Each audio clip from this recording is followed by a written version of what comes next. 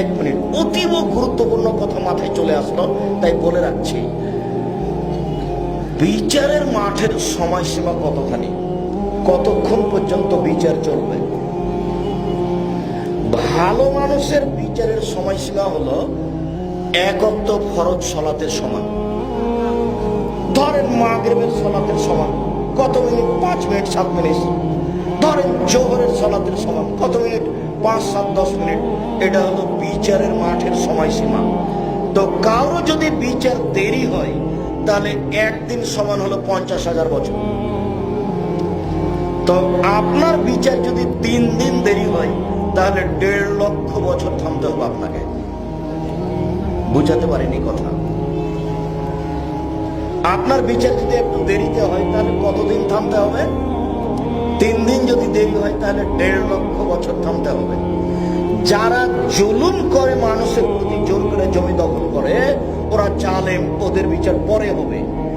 যারা মেয়েদেরকে জমি লিখে দিয়েছে ওরা জালেম, ওদের বিচার পরে হবে। যারা জাকাত দেয় না, ওসর দেয় না, নিমগাছি মাদ্রাসাতে ওসর জাকাত পাঠায় না, বের করে না, ওরা জালেম, ওদের বিচার পরে হবে। ওরা কিভাবে জুলুম করলো আব্দুর রাজ্জাক সাহেব? ওরা ফকিরের হক দেয়নি, ফকিরের হক মেরে খেয়েছে। কওমি খারেজি মাদ্রাসার একটা হক ছিল, সেটা মেরে খেয়েছে, এই জন্য ও জালেম। অথচ উপার্জন নিজে করেছে, নিজে উপার্জন করে জালেম হয়েছে। কেন? ফকিরের হক মেরে খেয়েছে, এই জন্য। ওর বিচার পরে হবে। বুঝাতে পারেন কথা মনে হয়?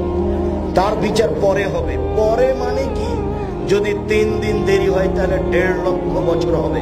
আল্লাহ নবী বলেছেন, যার বিচার সহজ হবে, যার কোনো পয়সা পাতি নেই, এই 500 বছর আগে জান্নাতে যাবে। তাহলে একদিন সমান যদি 50,000 বছর হয় তাহলে 500 বছর সমান কত হয়? কি দিয়ে আপনাকে আমি বুঝাবো বিচারের মাঠ কতদিন চলবে? আর আপনি খেয়াল করেছেন কি না যে সুদ খায় তাকে রক্তের নদীতে ফেলে দেওয়া হবে? মানে বিচারের মাঠে রক্তের নদী বানানো হবে, তারপর নদীতে ফেলে দিয়ে পাশ থেকে তার মুখে পাথর মেরে মেরে তার মুখটাকে ভেঙে দেওয়া হবে। তার বিচার কখন হবে তার রাসূল সাল্লাল্লাহু আলাইহি ওয়াসাল্লাম বলেননি, তবে বলেছেন তার বিচার দেরিতে হবে। যারা সুদ খায় তাদের বিচার দেরিতে হবে, যারা জুলুম করে তাদের বিচার দেরিতে হবে, যারা রিকশাওয়ালাকে 1 থাপ্পড় মেরেছে, বিদেকে দিয়েছে, টাকা দেয়নি, এদের বিচার দেরিতে হবে। যারা জমি জোর করে দখল করেছে তাদের বিচার দেরিতে হবে। যারা টাকা কর্জ নিয়ে, ঋণ নিয়ে দেয়নি, তাদের বিচার দেরিতে হবে। যাদের বিচার দেরিতে হবে, কত দিন দেরি হবে তা আপনাকে আমি বোঝাতে অক্ষম। সম্মানিত দিনী ভাই বোন, সাবধান থাকুন।